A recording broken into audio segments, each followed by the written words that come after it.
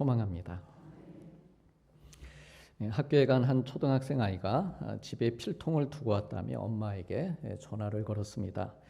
엄마는 대수롭지 않게 친구한테 잠깐 빌려 쓰라고 말했습니다.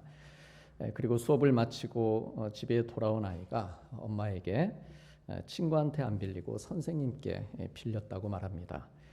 다소 의아했던 엄마는 왜 그랬냐고 물었고, 아이는 친구에게 빌리면 친구가 불편해할 수도 있고 혹시 나중에 빼앗은 것처럼 오해가 생길 수도 있어서 친구끼리는 웬만하면 빌리지 말라고 배웠다고 대답을 했습니다.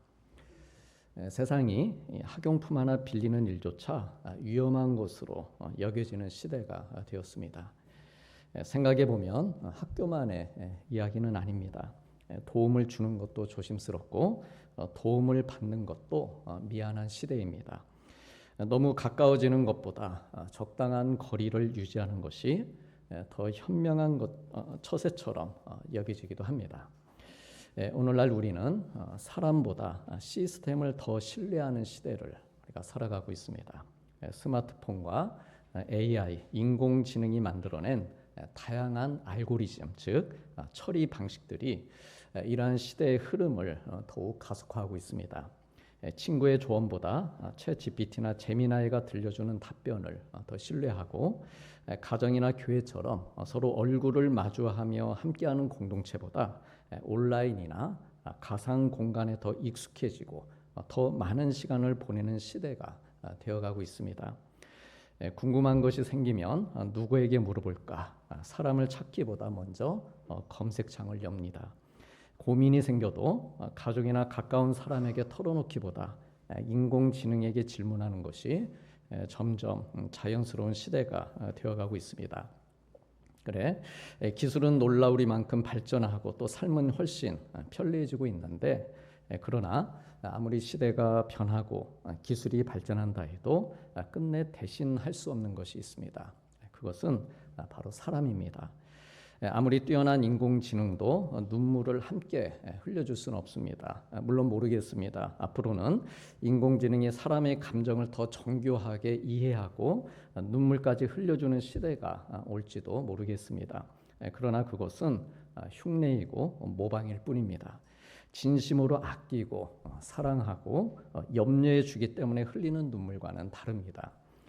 20세기 유대인 철학자인 마르틴 부버는 세계적으로 유명한 나와 너라고 하는 책에서 우리 인간의 참된 삶은 만남 속에서 이루어진다라고 했습니다. 즉, 사람은 혼자 살아가는 존재가 아니라 서로 얼굴을 마주하고 마음을 나누면서 상대방을 단지 수단이나 도구가 아닌 진정한 너로, 내가 나이면 너도 진정한 너다 라고 하는 진정한 너로 받아들이는 그 관계 속에서 비로소 의미 있는 참된 삶을 살아간다 라고 하는 말입니다. 그래서 인간의 삶은 누군가와의 만남으로 시작이 되고 또한 함께하는 만남 속에서 성장합니다. 갓난아이가 엄마의 품을 만나고 또 자라면서는 친구나 선생님들을 만나면서 성장합니다. 그리고 생의 마지막 순간까지도 곁을 지켜주는 가족들이나 사람들과의 만남 속에서 의미 있게 완성이 되는 것입니다. 내 곁에 내가 하나님 나라로 가는 그 순간에 누군가 내 곁을 지켜주는 그 사람들, 그 만남 속에서 이 땅에서의 내 삶이 의미 있게 완성이 되는 것입니다. 하나님께서 우리를 창조하신 모습도 그렇습니다. 하나님께서는 사람을 혼자 살아가도록 창조하지 않으셨습니다. 창세기를 보면 하나님께서는 아담을 지으신 후에 사람이 혼자 사는 것이 좋지 않다 이렇게 말씀하셨습니다. 그래서 사람 곁에 사람을 두셨습니다. 함께 웃고 함께 울고 함께 짐을 나누면서 서로 사랑하도록 만드셨습니다. 그래서 사람은 혼자 있을 때보다 함께 할 때 더욱 사람다워집니다. 누군가를 사랑할 때와 누군가의 사랑을 받을 때 하나님께서 창조하신 이 본래의 모습을 회복하게 되는 것입니다. 하나님께서는 언제나 사람을 통해 사람을 살리시고 또한 사람들이 모인 공동체 위에 은혜를 베푸시는 분입니다. 바로 왕을 통해 요셉을 살리셨고 요셉을 통해 그의 형제들, 가족들을 살리셨습니다. 모세를 통해 이스라엘 백성들을 구원하셨고 사무엘 또 나단 선지자를 통해 다윗을 살리셨습니다. 바울을 통해 빌립보 감옥의 간수와 그의 가족들을 구원해 주셨습니다. 하나님께서는 우리가 대단히 쓸모 있는 존재이기 때문에 사랑하신 것이 아닙니다. 우리가 하나님께 뭔가 도움이 되었기 때문도 아니고 사랑받을 만한 자격이 있었기 때문도 아닙니다. 오히려 우리는 죄인이었고 하나님을 떠나 각기 자기의 길로 행하던 그런 사람들이었습니다. 스스로의 힘으로는 하나님께 나아갈 수도 또한 잃어버린 생명을 회복할 수도 없는 존재, 그게 우리의 본질입니다. 그런데도 하나님께서는 우리를 외면하지 않으신 것이죠. 우리를 포기하지 않으셨습니다.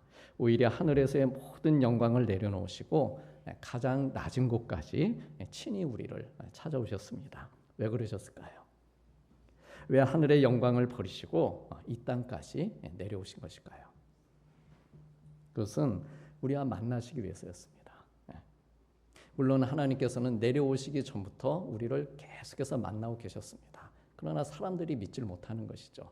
그 만남을 신뢰하지 않는 것입니다. 보이지 않는 하나님과의 만남은 쉽게 잊어버리고 그 관계를 끊었기 때문이다라고 하는 것이죠. 그런 우리를 만나시기 위해서, 우리를 만나시고 우리와 함께 하시기 위해서 이 땅에 오셨습니다.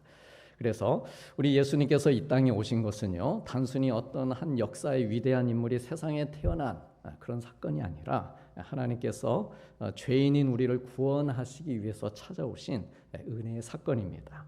마태복음 1장 23절에 보라 처녀가 잉태하여 아들을 낳을 것이요 그의 이름은 임마누엘이라 하리라 하셨으니 이를 번역하면 하나님이 우리와 함께 계시다 함이라 말씀하셨습니다.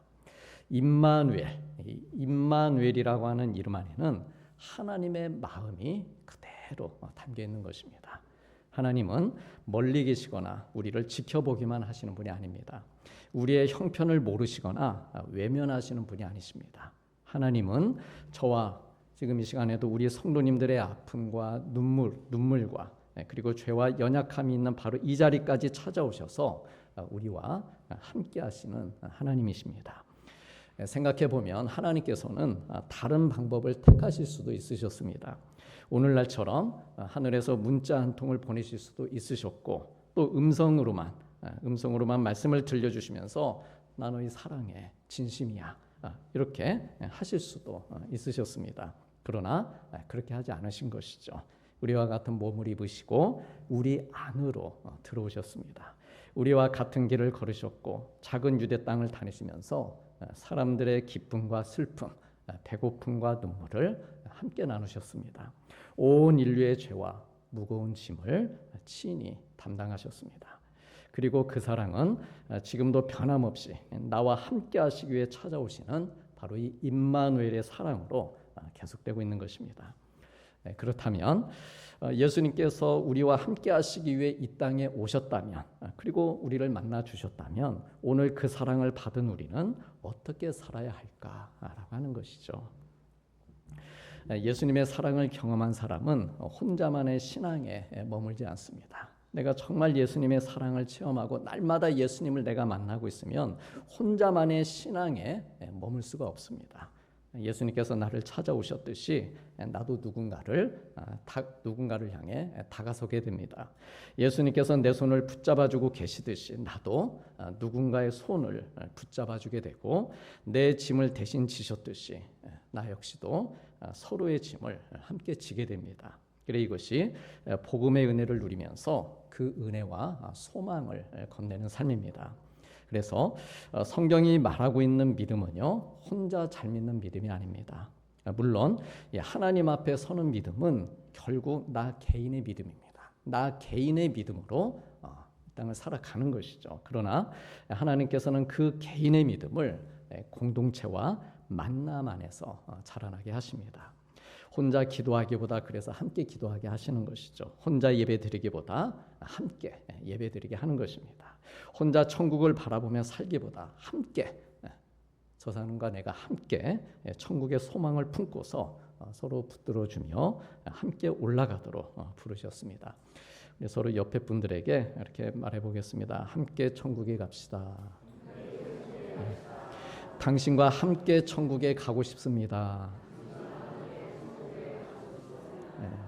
그래서 이 땅에서 한 50년 이상 더 사시다가 함께 천국에 올라가서 함께 왔다. 우리 함께 또 만났네.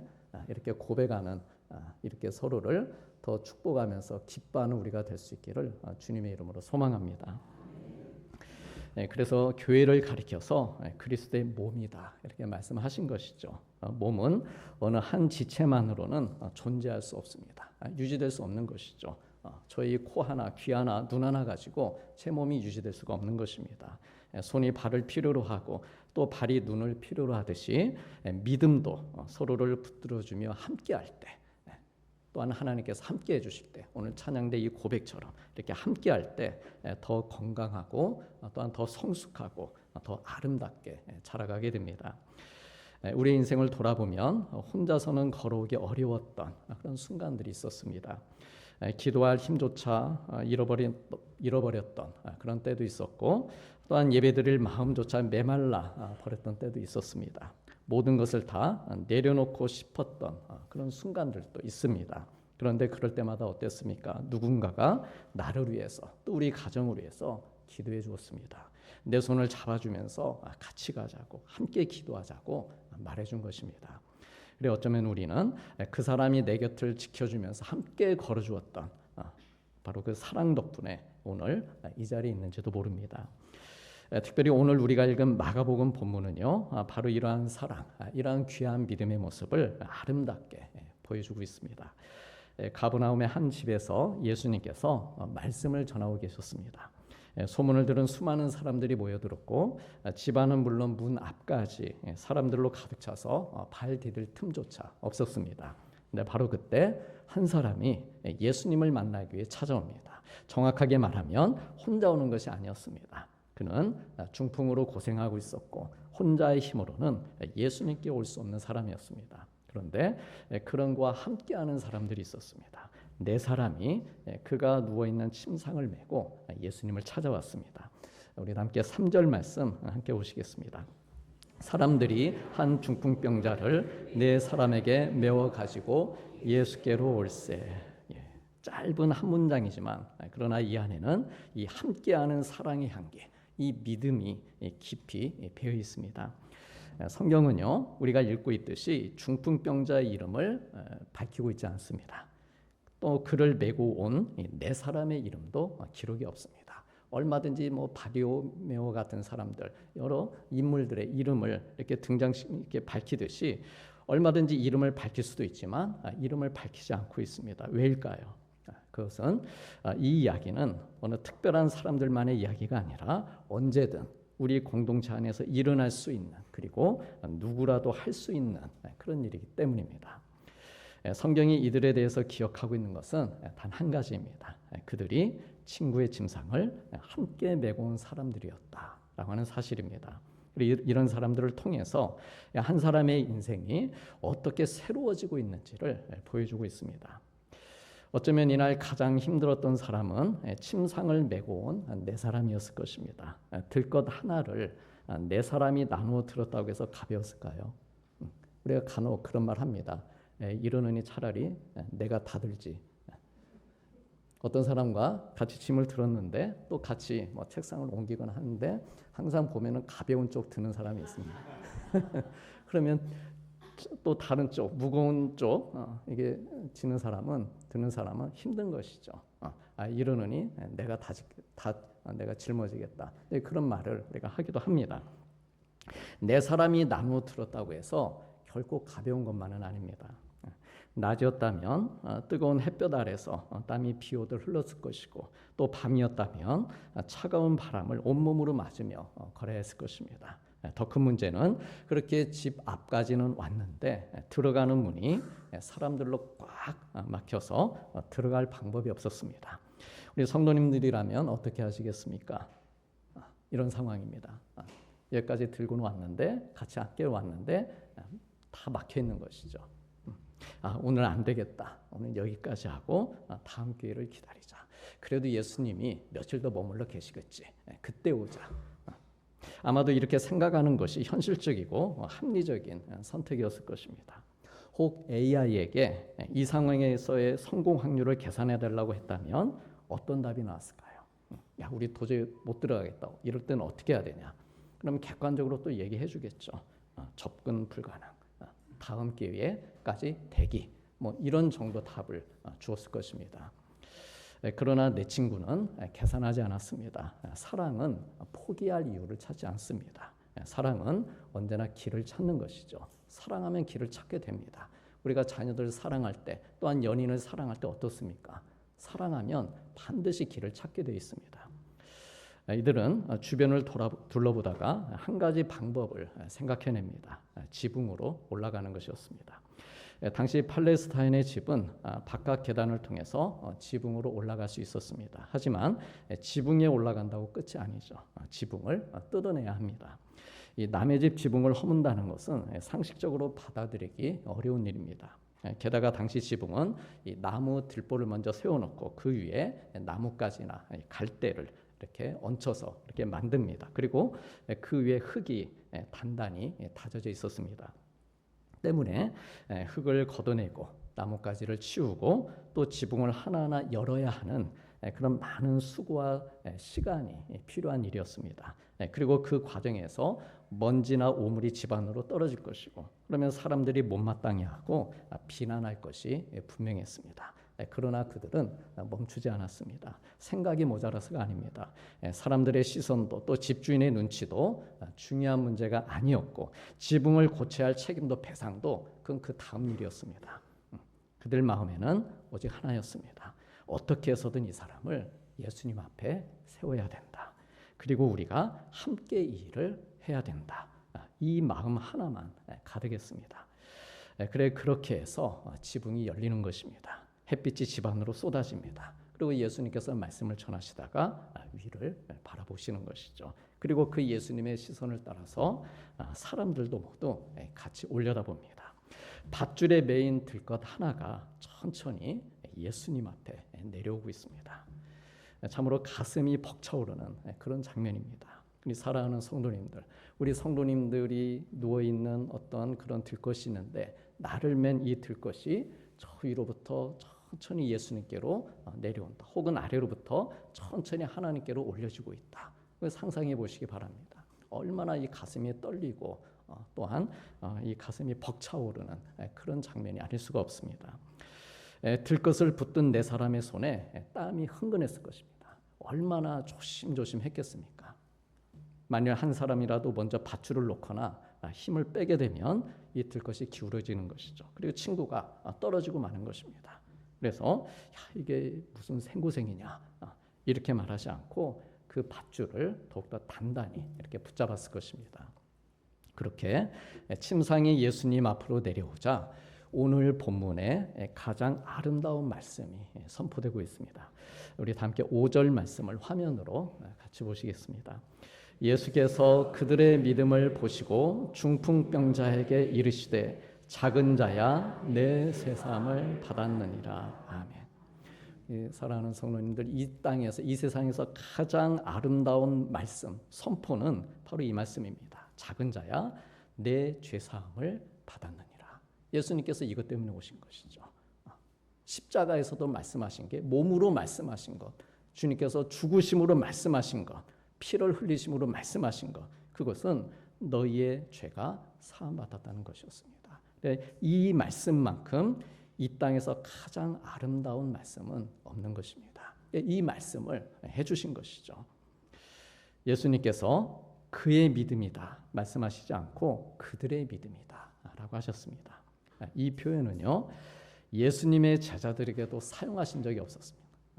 예수님 제자들 무리들을 놓고 너희의 믿음이 크다 이렇게 말씀하신 적이 없습니다. 그런 복된 말씀을 지금 중풍에 있는 사람과 그의 친구들에게 해주신 것입니다. 우리 성도님들, 이 장면은 오늘날 우리가 이 땅에서 이루어 가야 할 교회의 모습을 보여주고 있습니다. 교회는 믿음이 좋은 한 사람이 빛나는 곳이 아닙니다. 믿음이 약한 사람을 함께 붙들어주고 다시 일어설 때까지 곁을 지켜주는 곳입니다. 우리도 모두 한때는 들것 위에 누워있던 사람들이었습니다. 죄의 짐에 눌리고 영적으로 마비가 되어서 스스로는 하나님께 나아갈 수 없던 그런 존재들이었습니다. 그런데 그런 우리를 예수님께서 찾아오셨고 우리의 죄를 용서하시기 위해 대신 십자가를 지셨습니다. 그리고 부활의 첫 열매가 되셔서 우리를 죄와 죽음의 들것으로부터 일어나게 해주셨습니다. 나 스스로 내 힘으로 구원의 길에 들어선 것이 아니라 가장 먼저는 나를 위해 피 흘려 죽으신 우리 주님의 구원의 은혜, 그리고 또한 누군가의 기도와 사랑, 그것은 부모님의 눈물일 수도 있고 어느 권사님, 집사님의 기도일 수도 있고 혹은 성도들의 따뜻한 말 한마디일 수도 있는 바로 그런 사랑을 통해서 우리를 이 자리까지 인도해 주신 것입니다. 즉 우리가 오늘 또 예배의 자리에 앉아 있는 것은 이것은 나 혼자의 힘이나 결심 때문만은 아니다라고 하는 것이죠. 주님의 놀라우신 사랑, 그리고 그 사랑을 먼저 받은 누군가가 내가 누워 있던 들것에 한 모퉁이를 붙들어 주었기 때문입니다. 그리고 이제 하나님께서는 우리에게 말씀하십니다. 그 사랑을 받았으니 이제는 네가 다른 사람들의 들것을 붙들어 줄 차례다. 이렇게 말씀하시는 것입니다. 우리 주변에는 여전히 이 들것에 의지할 수밖에 없는 사람들이 있습니다. 몸의 질병으로 힘겨워하거나 마음이 지쳐있는 사람도 있고 또 믿음이 식어서 신앙의 자리에 잠시 주저앉아 있는 사람들도 있습니다. 가정 문제로, 자녀 문제로 어려운 가운데 있는 사람도 있습니다. 내 가족일 수도 있고 구역 식구일 수도 있고 나일 수도 있습니다. 그래서 하나님께서 우리를 너는 교회다, 건물을 지칭해서 교회다 하지 않으시고 너는 교회다 이렇게 우리를 부르시면서 서로의 들것을 붙들어주고 함께 예수님 앞으로 나아가도록 믿음의 공동체로 우리를 같이 세워주신 것입니다. 서로를 돌아보고 함께하는 믿음으로 살면서 이미 우리 안에 임마누엘로 와 계시는 주님을 만나고 경험하게 해주신 것입니다. 앞에서도 말씀드렸듯이 성경에는요, 이 5사람의 이야기를 기록하지 않았습니다. 어떤 직업을 가졌는지, 그가 부자였는지, 그들이 가난했는지, 나이는 얼마나 되었는지 밝히지 않았습니다. 오직 한 가지 주님께서는 그들이 함께한 마음에 주목하셨습니다. 그리고 그것을 믿음이다, 죄 사함을 받는 믿음이다 이렇게 칭찬하시며 선언해 주셨습니다. 사랑하는 성도님들, 교회가 아름답고 또 교회가 힘이 있는 이유는 교회는 강한 사람만 모이는 곳이 아니라 약한 사람을 함께 예수님께로 데려가는 공동체이기 때문입니다. 성도가 내가 아름다울 수 있는 이유 역시 비록 약한 나이지만, 비록 약한 우리이지만 함께 예수님께로 나아가고 있기 때문입니다. 그래 오늘도 하나님께서는 누군가의 들것 한 모퉁이를 사랑으로, 믿음으로 붙들어줄 사람을 찾고 계십니다. 그 누군가는 믿음이 식어버린 나의 가족일 수도 있고 삶의 무게에 지쳐있는 구역 식구일 수도 있습니다. 오랫동안 교회의 문턱을 넘지 못하는 성도일 수도 있고 홀로 힘들어하고 있는 내 직장 동료일 수도 있습니다. 혹 지금 누군가 내 마음속에 떠오른다 하면 이것은 우연히 떠올린 것이 아닙니다. 지금 떠오르는 분들 계시죠? 아무도 안 떠오르시면 안 됩니다. 누군가는 떠올려야 되는 것이죠. 그래서 성령님께서 우리 성도님들의 마음에 그 사람의 들것 한 모퉁이를 붙들어줘라, 이렇게 붙들어주라고 우리 마음에, 우리 생각에 감동을 주시면서 지금 이 시간 말씀하고 계시는 것입니다. 그러므로 오늘 말씀에서 들것을 함께 붙들었던 이 네 사람들처럼 우리에게도 서로의 들것 한 모퉁이를 기꺼이 붙들어주는 마음이 있길 원합니다. 내가 하나님의 은혜를 누리는 것은 물론이고 함께 예수님께 나아가도록 서로를 사랑의 손길로 든든히 붙들어주고 믿음으로 격려하면서 끝까지 함께 걸어가는 신앙이 되길 원합니다. 그래 우리가 이렇게 서로를 붙잡아주고 함께 주님을 향해 걸어갈 때 주님께서는 우리에게도 우리의 마음, 우리의 믿음을 보시고 기뻐하실 것입니다. 그런 우리의 믿음을 칭찬하시면서 귀하게 여겨주심으로 우리의 상한 자리들, 상한 이들 그들을 회복시키시고 무너진 삶을 다시 일으켜 세워주시면서 우리의 가정과 교회 가운데 새로운 은혜의 길을 열어주실 것입니다. 이 놀라운 구원과 회복의 은혜가 또한 이 역사하심이 이 한 주간에도 우리 성도님들과 삶 그리고 영혼을 돌보시고 부욕게 해주시기를 주님의 이름으로 축복합니다. 기도하시겠습니다. 사람들이 한 중풍병자를 네 사람에게 메워 가지고 예수께로 올세 무리들 때문에 예수께 데려갈 수 없으므로 그 계신 곳에 지붕을 뜯어 구멍을 내고 중풍병자가 누운 상을 달아내리니 예수께서 그들의 믿음을 보시고 중풍병자에게 이르시되 작은 자야 내 죄 사함을 받았느니라 하시니 아멘.